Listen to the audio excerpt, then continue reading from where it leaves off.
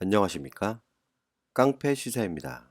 오늘의 이슈를 전해드리기에 앞서 먼저 밝혀둡니다. 저는 우익, 우파, 보수의 입장으로서 작은 목소리를 내고자 하는 한 사람입니다. 진보, 좌파 성향이신 분들은 듣기 거북할 수 있겠습니다만 자신의 입장과 다르다고 해서 무작위 악의적인 신고는 지양해 주시길 바라며 99% 사실에 근거하여 보도하고 분석하겠습니다.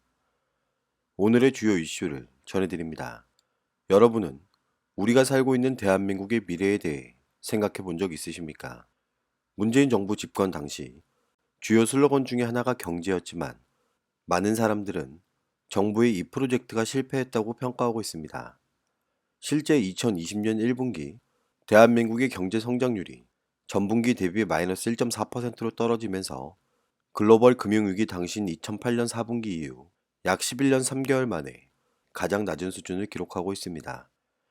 대한민국의 주요 산업을 책임지고 있던 조선, 반도체 산업이 하향세를 접어들었고 신규 사업이 성공 실패를 떠나 계속해서 경제가 성장한다는 것을 주장하는 것이 아닙니다. 하지만 문재인 정부가 예상했던 경제 성장률과는 정반대의 그래프를 나타내고 있을 뿐만 아니라 마땅한 해결책이 없다는 것이 현실입니다.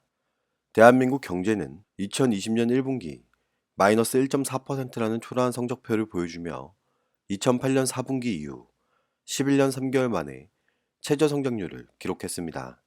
4월 23일 한국은행은 2020년 1분기 실질 GDI는 460조 9,703억 원으로 전 분기보다 1.4% 감소했다고 발표했고 민간 소비가 급격히 얼어붙고 수출이 감소로 전환한 게 주요 원인으로 분석되고 있습니다.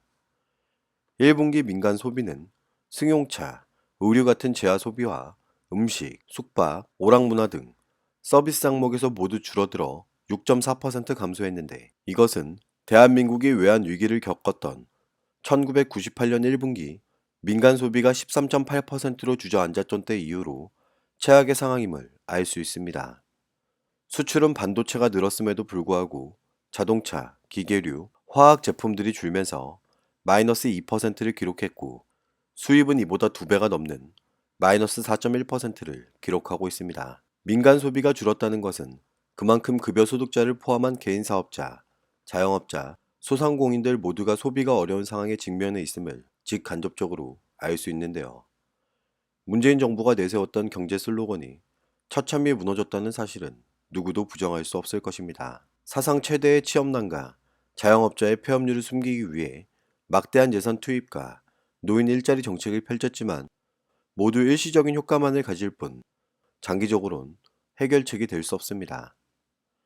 경제 활동별 유형으로 살펴보면 서비스업과 제조업에 임하고 계시는 분들이 직격탄을 맞았는데 도 소매 및 숙박 음식업, 운수업, 문화 및 기타 서비스 등을 중심으로 2% 감소했고 2019년 4분기보다 크게 낮아진 수치로 1998년 1분기 이후 22년 만에 가장 낮은 수치를 나타내고 있습니다. 일부 경제 전문가는 도 소매 및 숙박 음식 등 줄어든 외부 활동의 영향을 받는 부문의 생산 타격이 가장 컸으며 식당이나 영화관 등 외부 활동을 덜하고 백화점에서 물건을 사는 소비 활동 등도 줄어서 서비스업에 막대한 타격을 줬다고 분석하고 있습니다. 제조업은 반도체는 늘었지만 운송 장비, 1차 금속 제품 등이 줄어 결론적으로 마이너스 1.8% 줄어들었고 문재인 정부는 연간 성장률 2%를 달성하기 위해 막대한 예산을 사용했지만 실질적인 국내 총소득은 0.6% 감소했으며 이것은 2019년 2분기 이후 가장 낮은 수준을 기록하고 있습니다. 실질적인 국내 총소득은 국내에서 생산 활동을 통해 발생한 소득의 실질적인 구매력을 나타내는 것으로 수출입 단가 등 교역 조건의 변화를 반영하는데 실질 GDI가 감소했다는 것은 가계와 기업 등 대한민국 경제 주체들의 경제 사정력이 그만큼 좋지 못하다는 것을 의미합니다. 여러분, 이것은 쉽게 넘길 수 있는 문제가 아닙니다. 2020년 2월부터 민간 소비와 서비스업 생산이 1998년 외환위기 때와 비슷한 충격을 받은 것으로 분석되는 만큼 서비스 소비는 물론 승용차와 의류 등 재화 소비까지 줄고 있습니다. 4월 22일 문재인 정부는 대통령 주재로 열린 제5차 비상경제회의에서 대한민국 경제위기 극복을 위해 한국판 뉴딜 사업을 추진한다고 발표했고, 유동성 위기를 맞은 산업들의 지원과 고용시장 안정을 위해 85조 원의 자금도 투입한다고 이야기합니다. 문재인 정부는 범국가 차원에서 새 일자리 창출을 위한 대규모 사업을 대담하게 추진할 필요가 있다며 디지털 국가로의 전환, 생활사회 간접 자본 투자 확대 등을 한국판 뉴딜 사업의 모델로 검토하며 하반기부터 이를 본격 추진할 방침으로 알려져 있습니다. 한국판 뉴딜 사업은 일자리 창출은 물론 대대적인 경제 활력을 뒷받침할 수 있다고 주장하며 유동성 위기를 겪고 있는 항공, 해운, 자동차, 조선, 기계, 통신 등 국가 기관 산업 지원을 위해 40조 원 규모의 기금을 조성한다고 발표했는데요. 막대한 국가 예산을 추가로 조성해 유동성을 확보한다고 하지만 세부적인 대안이 마련되지 않았다는 것은 여전히 문제입니다. 고용률 수치를 일시적으로 상승시키기 위해 국가 예산을 활용한 노인 일자리 정책처럼 문재인 정부는 또다시 일시적인 해결책을 고수하고 있습니다. 정부는 직장을 잃거나 취업에 어려움을 겪는 사람들을 위해 55만 개의 일자리를 창출하겠다고 주장하는데, 지금 대한민국 일시 휴직자의 수치는 지난 3월부터 무려 126만 명이 늘어나 역대 최고 수준을 기록하고 있는 만큼 이번엔 노인이 아닌 청년 중심의 단기 일자리에 집중할 듯 보입니다. 문재인 정부가 공공부문과 민간부문에서 일자리 55만 개를 만든다고 그럴듯하게 이야기하지만 실상은 대부분 단기 일자리 마련으로 진정한 해결책이 될 수 없습니다.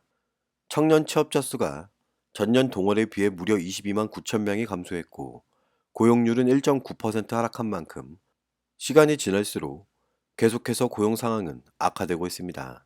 문재인 정부는 10조 원을 투입, 286만 명을 지원하며 재직자 52만 명의 고용을 유지하는데 9천억 원을 지원하고, 고용보험 사각지대에 있는 영세 자영업자, 프리랜서 등 93만 명을 대상으로 고용안정지원금도 1조 5천억 원을 지원할 예정이라고 합니다. 문재인 정부의 공공 일자리 창출과 관련 민간 부문의 고용 창출 여력이 부족한 상황에서 정부가 나서서 50만 개의 일자리를 창출하여 국민에게 제공하기 위해 범국가적 차원에서 대규모 사업을 대담하게 추진할 필요가 있다는 점을 강조하고 있습니다. 범국가적 사업이 혹시 북한과의 협력 사업을 간접적으로 이야기하고 있는 것은 아닐까요? 문재인 정부는 약 10조 1천억 원 규모의 예산을 풀어 청년, 취약계층 일자리를 늘리기로 했지만 결국 이 많은 돈은 전부 어디서 나오는 것일까요?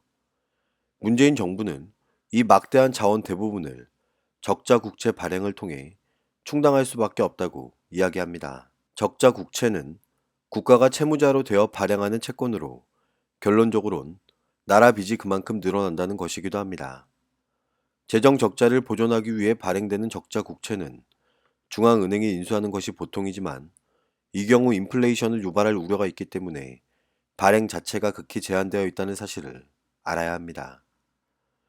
문재인 정부는 비상경제 대책을 시행할 재원을 마련하기 위해 1972년 이후 48년 만에 3차 추경을 편성하며 정확한 규모는 밝히지 않았지만 고용 안정자금과 줄어든 세수를 메울 세입 경정 등을 감안하면 무려 20조 원 안팎에 이를 전망입니다.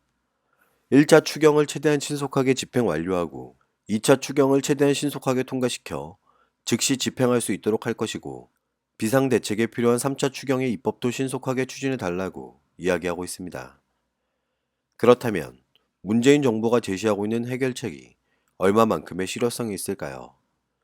문재인 정부가 이야기하는 고용안정특별대책의 핵심 내용은 총 3조 4천억 원을 투자해 청년과 실직자를 위한 일자리 55만 개를 새로 만든다는 것인데, 전문가들은 취약계층 지원 필요성에 대해서는 공감하면서도 일자리 55만 개 중 상당수가 제2의 노인 일자리가 될 수 있다고 우려하고 있습니다. 3조 6천억 원이라는 돈을 들여 공공 및 청년 일자리 55만 개를 새로 창출하는 대책을 살펴보면 취약계층 30만 명에게 제공하는 공공 일자리의 업무 분야로 방역, 산불 감시, 환경보호 등으로 노인 일자리와 대부분 겹치는 것은 물론이고, 근무 조건도 주 30시간 미만 근로에 최저임금을 약간 웃도는 수준으로 노인 일자리와 크게 다르지 않습니다.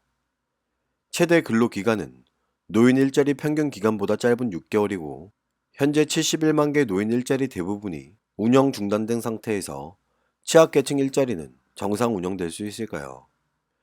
현재 문재인 정부가 새로 만드는 일자리 대부분이 제2의 노인 일자리처럼 될 것이라는 우려가 다분하고 통계 수치상 상승 효과가 있을 뿐 취업난을 극복하기 위한 대책이 될 수는 없습니다.